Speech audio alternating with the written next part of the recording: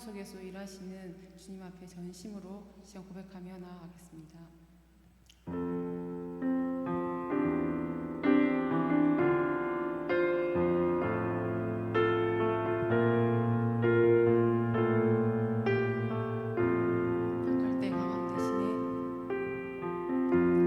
약할 때 강함 대신에 나의 보배가 되신 주 나의 모든 것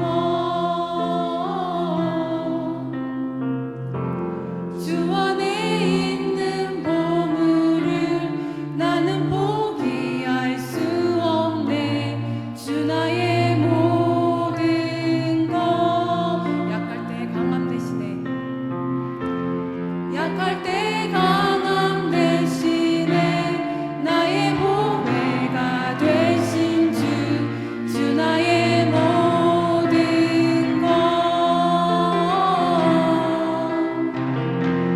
주 안에 있는 보물을 나는 포기할 수 없네. 주 나의 모든 것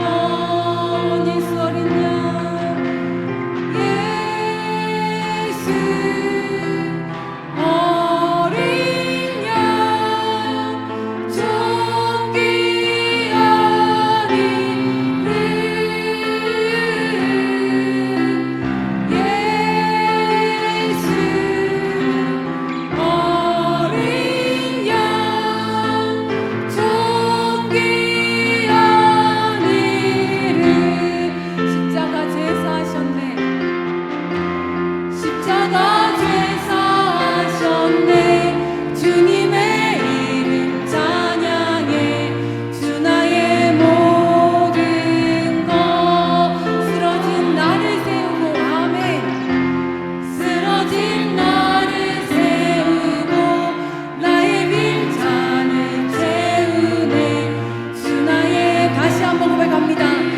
십자가 제사하셨네. 아멘. 십자가 제사하셨네. 주님의 이름 찬양해. 주 나의 모든 것 쓰러진 나를 세우고 나의 빈잔을 채우네. 주 나의 모든 것 예수 어린 양 예수 어린 양 존귀한 이름 예수 예수 어린 양 존귀한 그 사랑 나를 위해 아멘. 그 사랑 날 위해 죽으신 날 위해 다시 사신 예수 그리스도 다시 오실 그 사랑 죽음도 생명도 천사도 하늘의 어떤 권세도 끊을 수 없는 영원한 그 사랑 다시 한번 고백합니다. 그 사랑 날 위해 그 사랑 날 위해 죽으신 날 위해 다시 사신 예수 그리스도 다시 오신 그 사랑 죽음도 생명도 천사도 하늘의 어떤 권세도 끊을 수 없는 영원한 그 사랑 예수 아멘. 우리 삶을 새롭게 하시는 십자가 능력을 붙들며 시간 감사함으로 기쁨으로 힘차게 박수 치며 찬양 드리겠습니다.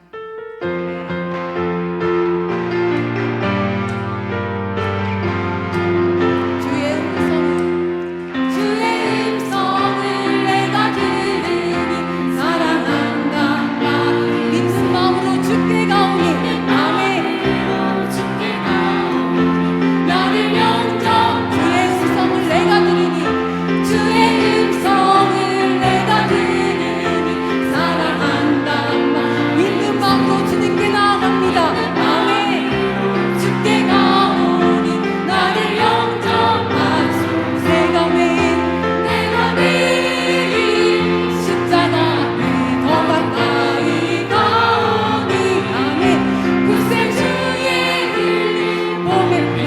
정케 하소서. 아멘. 주여 너의 크신 은혜 베푸사 나를 받아주시고 나의 꿈은 주의 뜻같이 되게 하여 상주하십니다. 주의 보좌로 나갈 때에 어찌하니 기쁠까. 주의 얼굴을 항상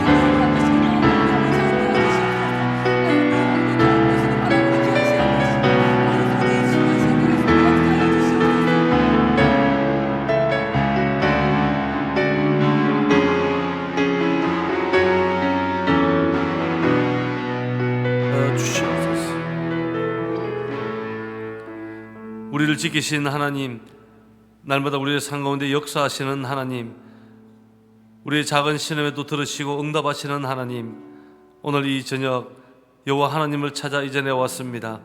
우리의 마음속에 회복과 은혜 다하여 주시고 마음에 소원하는 간구에 응답하시고 주님 만나고 성령 충만함 가지고 돌아갈 수 있는 시간 되게 주여 은혜 베풀어 주시옵소서. 감사드리며 예수님 이름으로 기도드립니다. 아멘. 우리 함께 읽으실 하나님의 말씀은 고린도전서 1장 18절부터 25절까지 말씀입니다. 고린도전서 1장 18절부터 25절.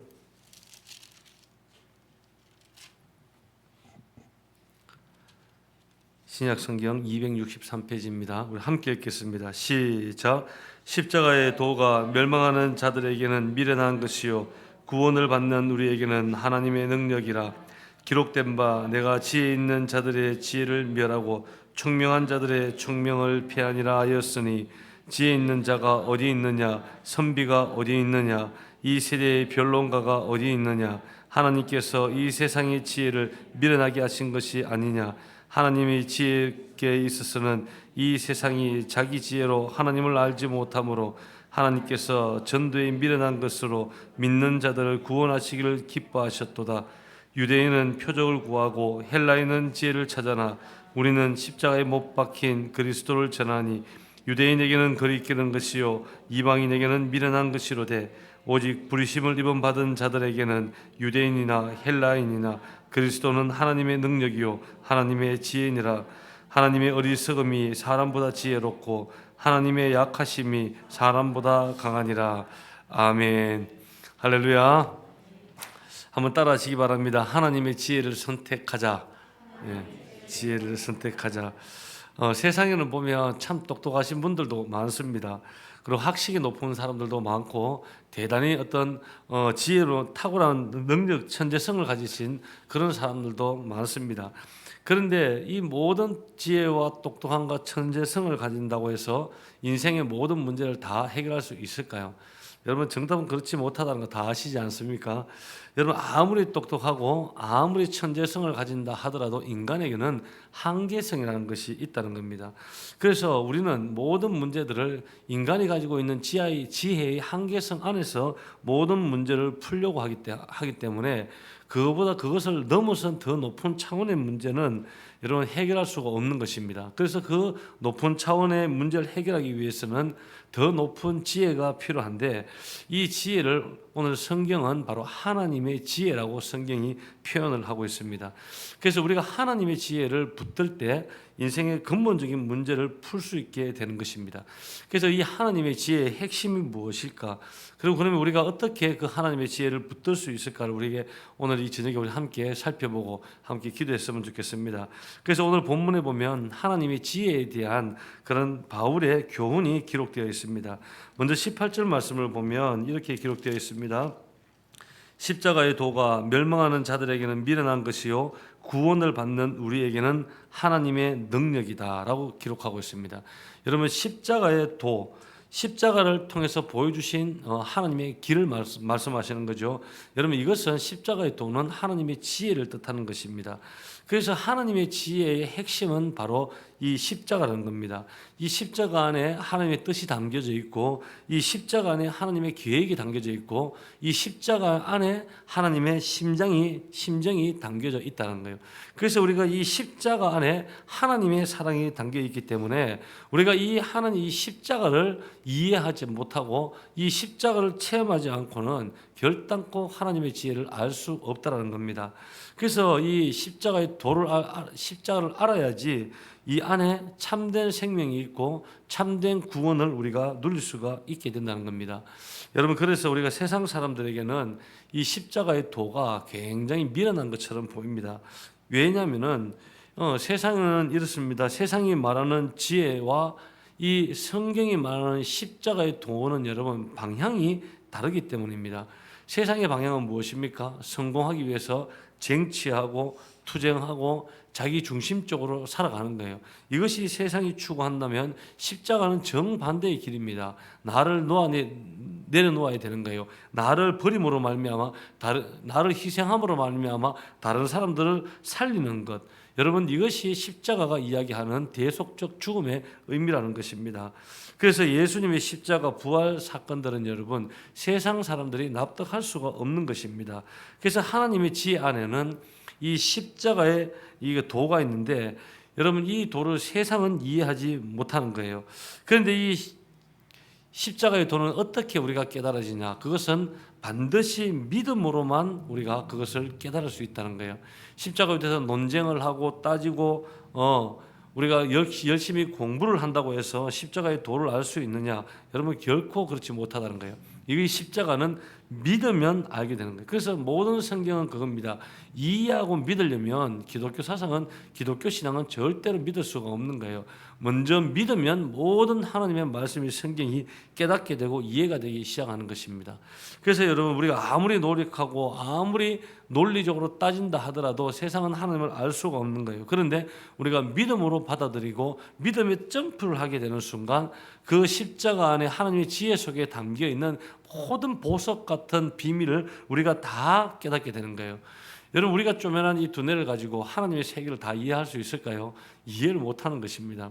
예전에 우리 몇 년 전에 우리 지금의 우리 청년 리더 여청년 한 명이 이런 얘기를 하는 거예요. 본인이 이제 그때 거북이를 키웠어요. 그러면서 항상 오면 저한테 얘기하는 거예요. 목사님, 거북이가 너무 예쁘고 너무 사랑스럽대요. 근데 거북이 한 마리 키우는 것도 보통 정성이 아니더라고요. 얘기 들어보면 이틀에 한 번씩 물을 갈아줘야 됩니다. 그 있는 물 다 갈아주죠. 먹이도 제일 좋은 걸로 먹이를 줍니다. 그리고 일광욕도 비춰줘야 된대요. 이게 전구 좋은 거 이렇게 해서 일광욕도 비춰주고 또 쉴 수 있도록 쉼터도 마련해주고 세균이 생기지 말라고 칫솔로 등껍질로 날마다 닦아줘야 된다는 거예요. 근데 이 그 자매가 칫솔을 가지고 등껍질을 닦아주려고 하면 이 그 거북이가 그 칫솔 이게 자기 깨물려고 입을 딱 문대요. 그러면 화가 나고 등껍질로 대가리를 탁 때린대요. 그리고 도망을 가버린다는 거예요. 거북이가 자꾸 물려고 하니까. 그래서 도망가서 자꾸 숨는다는 거예요. 근데 한번 생각해 보면 그런 거예요. 과연 이 거북이가 있죠. 자기를 사랑하는 이 자매, 밖에 있는 이 주인의 심정을 알까? 자기 때문에 일광욕도 시켜주고 물도 갈아주고 좋은 음식도 주고 세균 생기지 말라고 칫솔로 등껍질을 닦아주는데 본인은 자꾸 물려고 하고 그 주인을 그렇게 애지중지하고 돈 투자하고 시간 투자하고 열정을 투자하는 것을 이 거북이가 여러분 알까요? 모를까요? 저는 모른다고 생각합니다. 모르는 거예요. 이 왕 속에 갇혀 있는 이 거북이가 인간의 세계에 대해서 알 수가 없는 거예요. 여러분, 우리도 마찬가지입니다. 우리는 착각하는 것이 뭐냐면 우리가 가지고 있는 생각으로 하나님을 다 알 수 있다고 생각해요. 여러분, 그 높고 그 깊고 그 넓은 하나님의 사랑, 여러분 그뿐만이 아니라 천지를 창조하시고 우주 창조의 질서를 움직이시는 하나님의 그 지혜와 세계를 우리가 얼마나 알 수 있는가? 여러분 모르는 거예요. 그런데 그것을 알 수 있는 방법이 성경에 나와 있습니다. 무엇입니까? 믿음으로 점프하는 거예요. 우리는 인간의 세계에 동그라미라는 인간의 세계에 살지만 하나님의 세모라는 세계 속에 알 수가 없지만 믿음으로 점프할 때 하나님의 세계와 하나님의 일하심을 우리가 알게 되는 거예요. 그래서 그 속에 들어가 본 사람들은 한 삶을 살아도 완전히 다른 삶을 살아가게 되는 거예요. 그래서 십자가가 하나님의 지혜고 이 하나님의 지혜 안에 참된 능력이 있는데 이 십자가가 가진 능력이 과연 무엇일까? 간략하게 우리가 세 가지로 보면 첫 번째, 이 십자가에는 생명이 담겨져 있기 때문입니다. 우리 21절 말씀을 보면 하나님의 지혜에 있어서는 이 세상이 자기 지혜로 하나님을 알지 못하므로 하나님께서 전도에 미련한 것으로 믿는 자들을 구원하시기를 기뻐하셨도다. 아멘. 여러분, 이 편지가 보낸 곳이 받는 사람들이 누굽니까? 고린도 교회 성도 아닙니까? 그런데 이 고린도라는 도시는 이 소아시아 지역에서 대단히 부자 도시 중에 하나였습니다. 그래서 돈도 많고 부자가 많다 보니까 이 헬라 철학자들을 이 고린도로 초빙을 해서 직접 학교를 그렇게 많이 세웠다고 합니다. 그러다 보니까 자연스럽게 고린도에는 어떤 사상이 담겨지게 되면 헬라 철학 사상이 담겨지 문화권으로 자리를 잡게 됩니다. 그 당연히 헬라 어떤 사상이 자리를 잡다 보니까 이 문화가 어디까지 들어오냐? 교회까지 들어오게 되는 겁니다. 그래서 기독교 신앙과 헬라 사상이 서로가 혼합이 돼서 충동을 일으키면서 교회 안에 대단히 많은 문제를 야기시키고 거기서 나온 대표적인 이단이 영지주의라는 이단이 등장을 하게 되었죠. 여러분, 헬라 철학의 대표적인 여러분 것이 뭔지 아십니까? 그것은 헬라 철학에서는 논리성과 합리성을 따집니다. 그래서 헬라 철학에서 보면 인간론을 보면 이 두 가지의 인간론을 구성되어 있어요. 영혼과 육체. 근데 이 영혼은 깨끗하고 거룩한 것이지만 이 육체는 어떤 악한 것이라는 거예요.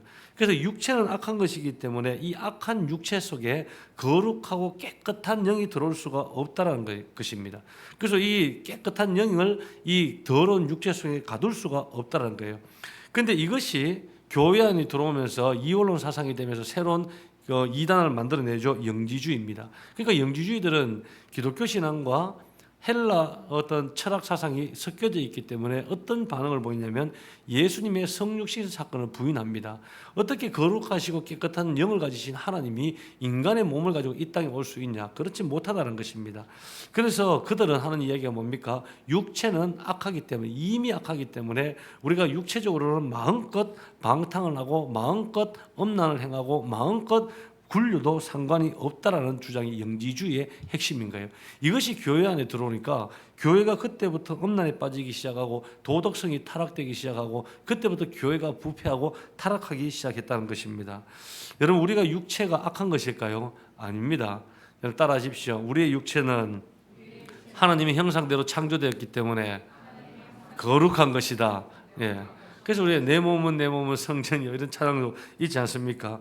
그래서 여러분 성경이 말하는 악한 것은 우리의 육체가 악한 것이 아닙니다. 무엇을 악하다고 성경이 이야기합니까? 우리 안에 있는 죄성이 악하다는 것입니다. 그래서 사도 바울은 이 죄성을 우리 육신으로 본 것이죠. 여러분 근데 헬라 철학 사상에서는 이제 육체 자체가 악한 것이기 때문에 우리는 마음대로 그것을 다루어도 된다고 생각하니까 이 고린도 교회 안에서 대단히 많은 문제가 생기는 거예요. 그래서 바울이 이렇게 이야기하는 거죠. 바울이 말하는 이 지혜라는 것은 신학적으로는 역사론적 이원론이라고 이야기합니다. 우리 신학 보면 굉장히 간단한 건데 학자들은 말을 대단히 어렵게 붙입니다. 보면은 이제 역사론적 이원론인데 쉽게 이야기하면 이겁니다. 우리 현 세대가 있고 앞으로 다가올 이 세대가 두 세대가 있다는 것입니다. 두 세대가. 근데 우리가 지금 현 세대를 살아가지고 있지 않습니까? 이 땅에서 이 세대는 다 악하다는 거예요. 이 세대가 부패되어 있다는 거예요. 하지만 다가올 다음 세대는 하나님께서 만드신 새로운 세대, 그것이 바로 하나님의 나라라는 겁니다.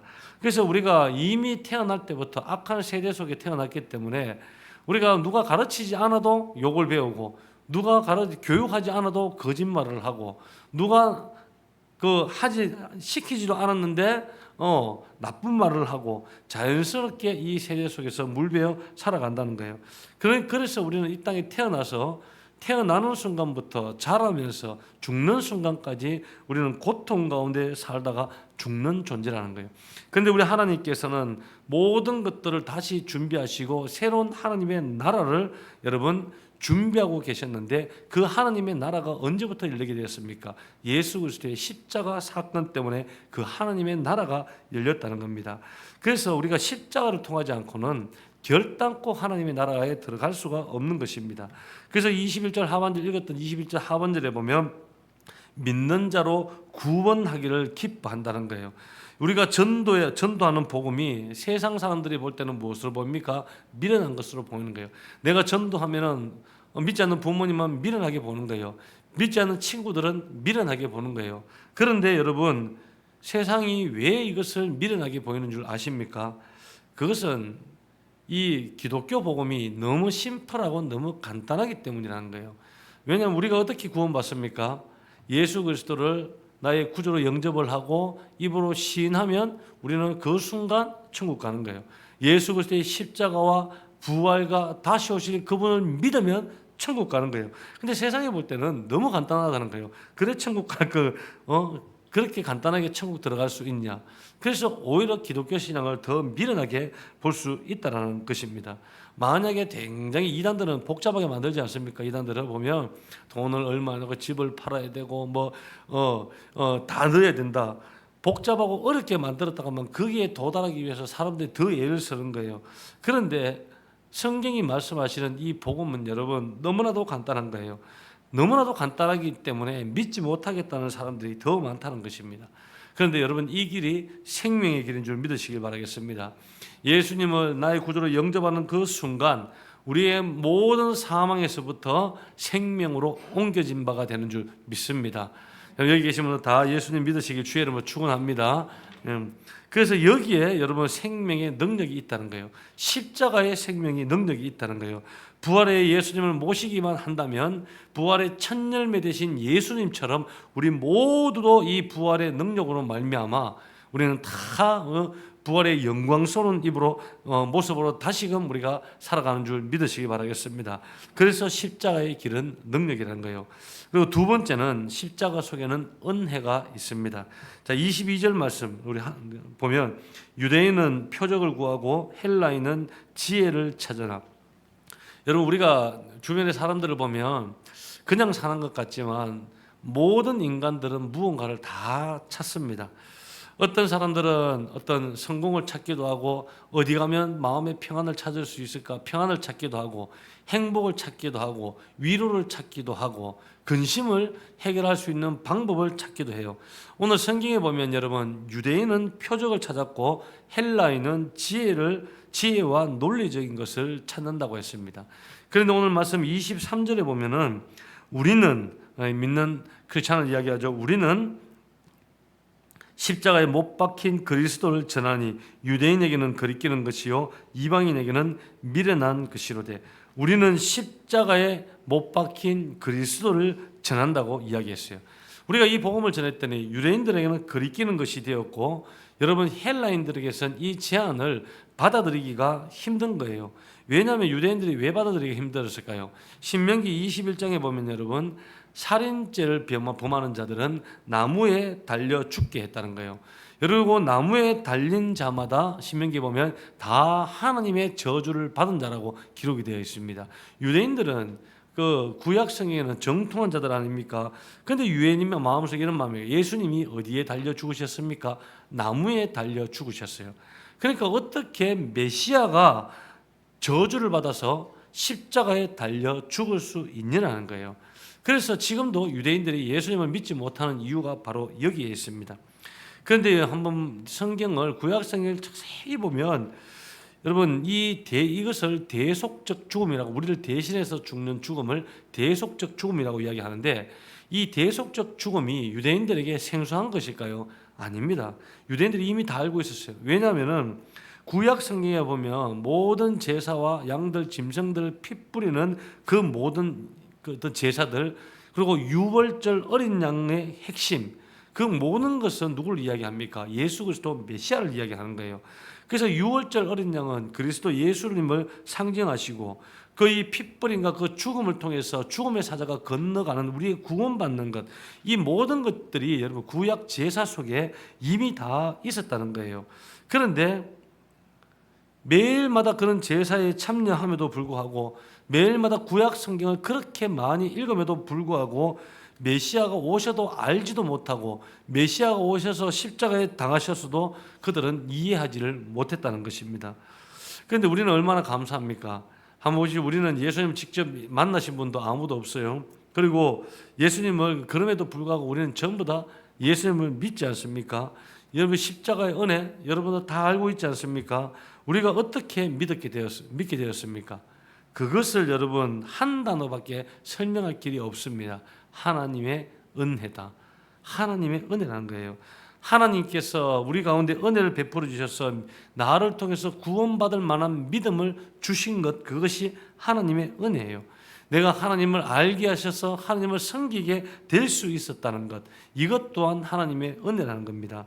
그래서 24절 말씀을 보면 오직 부르심을 받은 자들에게는 유대인이나 헬라인이나 그리스도는 하나님의 능력이요 하나님의 지혜니라. 부르심을 입은 자들에게는 유대인이건 헬라이건 상관하지 아니고 그리스도는 하나님의 능력이고 하나님의 지혜다. 그렇게 이야기했습니다. 여러분 사도 바울이 항상 고백하는 말이 있지 않습니까? 나의 나된 것은 하나님의 은혜다. 이 고백이 우리의 고백 되었으면 좋겠습니다. 한번 따라하십시오. 가슴에 손 얹고 나의 나된 것은 하나님의 은혜입니다. 예. 여러분 이 고백이 진실하게 있어야지 어떤 하나님 부르심 앞에서도 내가 아멘하고 순종할 수 있어요. 여러분 이 부르심의 고백이 확실해야지 내가 하나님의 부르심 앞에 헌신할 수 있는 자가 된다는 거예요. 제가 오래전에 이집트에서 선교하시는 선교사님 한번 부부를 한번 보게 되었는데 이 남자 선교사님이 이집트에서 이렇게 선교를 하세요. 이집트라든지 그 아랍 지역에서 선교 활동을 하시는 분들은 굉장히 그 선교 어떤 강도가 굉장히 큽니다. 근데 이 간증을 이야기 들어보면 고등학교 2학년 때 이 선교사님이 예수님을 믿었어요. 근데 고등학교 때 자기도 공부는 많이 안 했는데 뭐 나름 머리가 좋아서 공부를 좀 잘했대요. 그래서 공부를 좀 잘해서 서울대 의대를 갔답니다. 예. 그냥 그 서울대 의대를 갔는데 그 서울대 의대를 가서 또 여자친구를 만났어요. 그분도 서울대 의대예요. 근데 그 자매도 예수를 믿게 된 거예요, 대학교에서. 그래서 이제 그 서울대 의대 커플이 된 거예요. 이제 졸업을 하고 나면 어떻게 됩니까? 서울대 의대 정도 나오면 뭐 종합병원 안 가더라도 개인 병원을 차리더라도 그렇게 잘 먹고 잘 사는 거예요. 한국에서 그렇지 않겠어요. 병원 차리고 나면 편안하게 살 수 있는데 이 두 부부가 모든 것들을 다 내려놓고 이집트로 선교사로 가기 시작합니다. 그리고 그곳에서 19년 동안 복음을 전가하는 사역을 했어요. 그래서 어떤 분이 목사님이 이런 물은 거예요. 어떻게 선교사님은 그 좋은 조건 다 내려놓고 이집트로 가서 19년 동안 복음을 그렇게 전하면서 사역할 수 있었습니까? 어떻게 그게 가능했냐라고 물었을 때 그 선교사님이 그런 얘기를 하더라는 거예요. 자기는 내려놓은 게 없대요. 뭘 내려놓습니까? 하면서 이런 얘기를 하는 거예요. 예수 믿는 자는 당연히 그렇게 해야 되는 것 아닙니까? 두 부부가, 선교사님 부부가 그렇게 얘기한 거예요. 이 말을 들었던 옆에 계셨던 목사님이 충격을 받았더라는 거예요. 그 순간 내가 하나님 일을 하는 거 어떻게 보면 내가 열심히 해가 자랑스럽게 하는지 모르겠지만 내가 하나님 일 이만큼 했는데 라고 하나님 앞에 나가면서 이야기할지 모르겠지만 예수 믿는 사람이라면 그렇게 사는 것이 당연하다는 것을 그때 처음 알았더래요. 그래서 충격을 받았다는 거예요. 여러분, 저는 이렇게 생각합니다. 이 선교사님 같은 분들이 이 땅에 얼마나 될까? 그리고 또 이 선교사님이 또 평신도 사역자로 그곳에 가서 19년 동안 사역을 하셨는데 우리 성도들 가운데 이런 은혜를 알면서 하나님을 위해서 고생하는 것 당연한 것이고 십자가 지고 가는 것 당연한 것이고 하나님께서 가라면 그곳에 가서 19년 동안 그 어려운 땅에서 선교 사역하는 것 당연한 것이고 이것을 당연한 것이라고 생각할 수 있는 분들이 얼마나 될까라는 생각을 한번 해보게 됩니다. 여러분, 우리가 아는 이 십자가의 길은 세상의 길과 다르지만 이 십자가의 길을 가게 될 경우에 그곳에는 하나님의 능력이 있고 그것은 값진 길이고 여러분, 그것은 하나님께서 기뻐하시는 복된 열매를 맺게 되는 길임을 믿으시길 바라겠습니다. 마지막 세 번째는 십자가 속에는 사랑이 담겨 있기 때문입니다. 25절 말씀을 보면 하나님의 어리석음이 사람보다 지혜롭고 하나님의 약하심이 사람보다 강하니라. 여러분, 하나님께서 어리석고 연약하신 이유 딱 한 가지입니다. 그 이유가 뭘까요? 하나님은 어리석을 이유가 없죠. 하나님은 연약하실 이유가 없어요. 그럼에도 연약하시고 어리석으셨던 이유는 우리를 사랑하셨기 때문입니다. 여러분, 우리가 십자가에 달려 죽으신 예수님을 다시 한번 묵상해 보시기 바라요. 죄에 있는 우리를 위해서 정말 힘없이 그 능력 많으신 하나님께서 죽임을 당하셨다는 거예요. 과연 인간이 볼 때 이것은 올바른 투자일까? 여러분 헬라 철학에서 볼 때 이게 과연 바른 투자냐? 그거예요. 여러분, 어떻게 보면 예수님께서 이것은 어리석은 투자입니다. 이것은 어리석고 이것은 미련한 것이고 오히려 우리를 사랑하셨기 때문에 십자가의 길을 걸어가며 연약하게 되신 그 이유가 바로 나 때문이라는 거예요. 저와 여러분들 때문인 거예요. 왜 그러시냐? 예수님께서 어리석은 길, 미련한 길을 가지 아니하고는 결단코 우리를 구원할 방법이 없기 때문이에요. 이것이 하나님 사랑의 메시지고 이것이 하나님 사랑, 그리스도의 사랑의 내용입니다. 그래서 여러분 주변에 옆에 분 사랑하십니까? 자, 옆 사람 이야기를 당신 나 사랑합니까? 물어보시오. 오늘 시작. 대답을 하셔야죠. 애매하지 않습니까? 예. 그래서 여러 사람 사랑합니다라고 이야기하면 김영준 집사님, 이호석 집사님 네 사랑합니다 얘기하시던가요? 안 하죠. 그러니까 애매하다니까. 마누라한테도 사랑하는 말 잘 안 하는데 뭐 옆 사람한테 잘 하겠어요. 예, 농담입니다. 여러분, 우리가 보십시오. 사랑한다 이야기를 하지만 참 사랑은 여러분 따라하십시오. 계산이 없어야 한다. 네. 계산이 없어야 돼요. 우리가 누군가를 사랑합니다. 내가 누군가를 그래도 미워하지 않고 이 사람을 위해서 기도도 합니다. 라고 이야기를 하지만 내가 섬기고 헌신하고 그 사람을 베풀고 봉사하면서 항상 따지는 거예요. 내가 이만큼이나 자기한테 했는데 내가 그래도 이게까지 선물도 해줬는데 여러분, 참 사랑은 계산이 없는 거예요. 만약에 예수님이 나를 사랑한 것에 대해서 보상을 받고 계산을 따진다 그러면 여러분, 우리 예수님께 우리가 계산 해줄 사람은 아무도 없다는 것입니다. 그래서 내가 누군가를 사랑을 한다, 형제를 사랑한다 하면서도 계산이 나오기 시작한다면 그때부터 문제가 생기는 겁니다.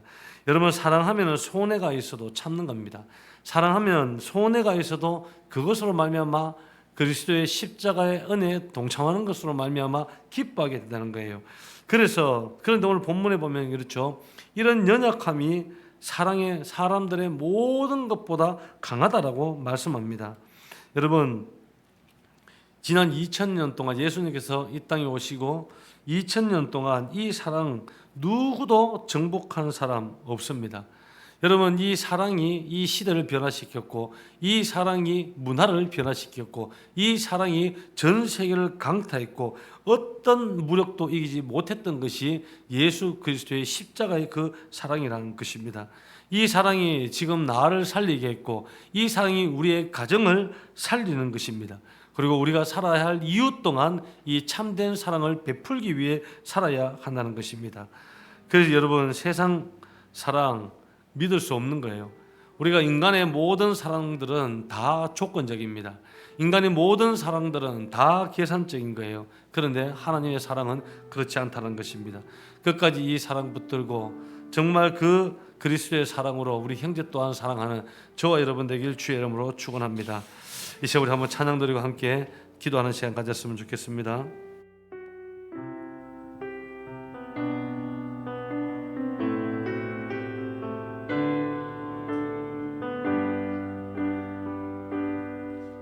다 표현 못해도 나 표현하리라. 다 고백 못해도 나 고백하리라. 다 알 수 없어도 나 알아가리라. 다 닮지 못해도 나 닮아가리라. 다 표현 못해도 다 표현 못해도 나 표현하리라. 다 고백 못해도 나 고백하리라. 다 알 수 없어도 나 알아가리라. 다 닮지 못해도 나 닮아가리라. 그 사랑 얼마나 아름다운지, 그 사랑 얼마나 날 부욕해 하는지, 그 사랑 얼마나 크고 놀라운지를, 그 사랑 얼마나 나를 기억하게 하는, 그 사랑 얼마나 아름다운지, 그 사랑 얼마나 아름다운지, 그 사랑 얼마나 날 부욕해 하는지, 그 사랑 얼마나 크고 놀라운지를, 그 사랑 얼마나 나를 감격하게 하는. 이 시간 주님 세 번 잡고 함께 동성으로 그 다음에 나갑니다. 주여 주여 주여.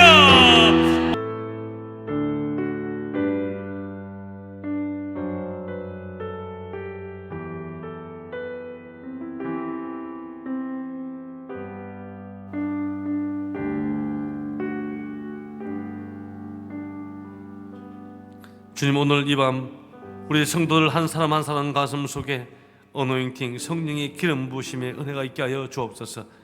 아직도 구원의 확신이 없는 분들 가슴 속에 구원받을 만한 믿음을 주께서 허락하여 주시고, 아직까지도 내 삶의 척박한 환경 속에서 딛고 일어설 수 없는 믿음이 있다면 오늘도 하나님께서 역사하시는 믿음으로 우리 성도 한 사람 한 사람을 채워 주옵소서. 결단코 두려워하지 말며 놀라지 말며 뒤를 돌아보지 아니하며 표대를 향하여 믿음의 길 걸어갈 수 있는 사랑하는 우리 성도 될 수 있도록 은혜 베풀어 주시옵소서. 오늘 이 밤 기도하는 우리의 모든 기도의 제목 주님 응답하여 주시고, 마음속에 주님 찾아오셔서 주님을 인하여 기뻐하고 찬송하는 귀한 하나님 백성 될 수 있도록 은혜 베풀어 주시옵소서. 모든 영광을 주께 올려드리며 예수 그리스도 이름으로 축복하며 기도드립니다. 아멘. 이제는 우리 구주 예수 그리스도의 은혜와 하나님의 지극하신 사랑하심과 성령님의 교통하심이 오늘 금요일 일방집회에 참여한 사랑하는 모든 성도들과 그들의 가정과 직장과 일터와 사업장과 이 나라와 민족과 세계 열방 가운데 이제로부터 영원토록 함께 있을지어다. 아멘.